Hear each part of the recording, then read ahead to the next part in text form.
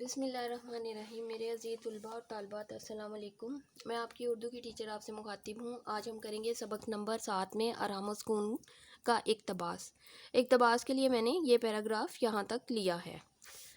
سب سے پہلے میں اس پیراگراف کو پڑھتی ہوں۔ جی نہیں بیگم صاحبہ، تردد ہوتا ہے فکر، تردد کی کوئی بات نہیں ہے۔ میں نے بہت اچھی طرح معائنہ ہوتا ہے چیک کرنا، معائنہ کر لیا ہے۔ صرف تھکان ہوتا ہے تھکاوٹ، تھکان کی وجہ سے حرارت، ہلکے بخار کو کہتے ہیں۔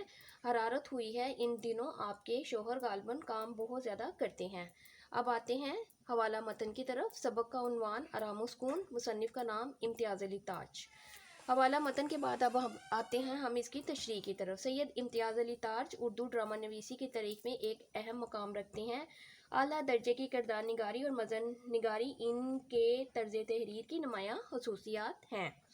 ڈرامہ آرام و سکون سید امتیاز علی تاج کا تحریر کردہ ہے، جس کا مرکزی کردار میاں اشفاق صاحب کام کی تھکن کی وجہ سے علیل ہیں۔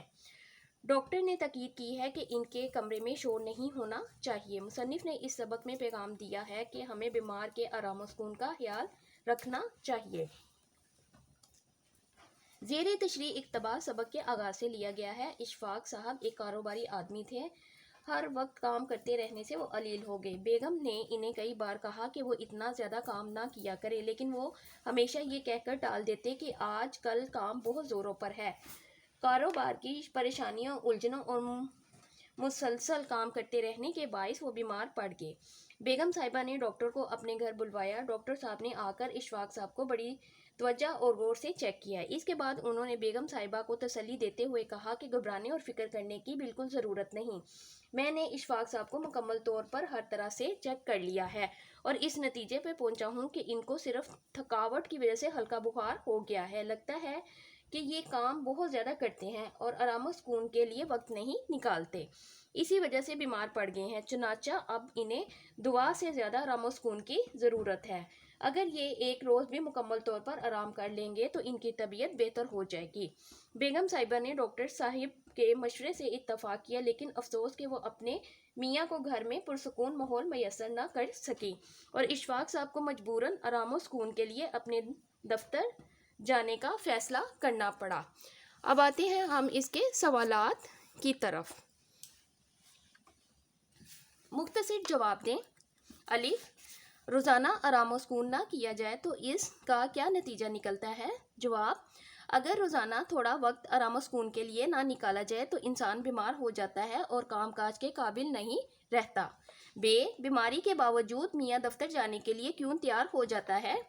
جواب، ڈاکٹر نے میاں کو بیماری سے نجات کے لیے آرام کا مشورہ دیا تھا۔ گھر کے شور و غل کی وجہ سے میاں کو آرام میسر نہیں آیا، اس لیے وہ بیماری کے باوجود دفتر جانے کے لیے تیار ہو جاتا ہے۔ جیم، اس ڈرامے سے ہمیں کیا سبق ملتا ہے؟ جواب، اس ڈرامے سے ہمیں یہ سبق ملتا ہے کہ شور و غل سے اجتناب کرنا چاہیے تاکہ آرام و سکون کے لیے پرسکون ماحول میسر ہو۔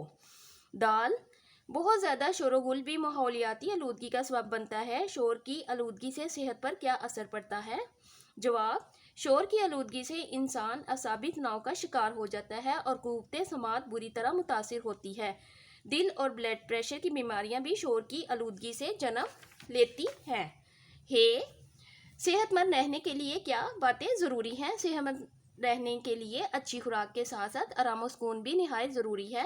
آرام کرنے سے انسان کے اعصاب سکون محسوس کرتے ہیں۔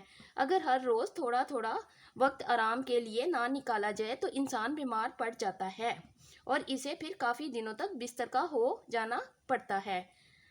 واؤ، ہمسائے کی کون سی حرکت سے میاں کے آرام میں خلل پڑ رہا تھا؟ ہمسایہ اپنا ہارمونیم بجا کے گانا شروع کر دیتا ہے، جس کی آواز سے میاں کے آرام میں خلل پڑ رہا تھا۔ آج ہم نے کیا ہے اقتباس اور سوالات کے جوابات۔ انشاءاللہ تعالیٰ اگلے لیکچر میں پھر آپ سے ملوں گی۔ اللہ حافظ۔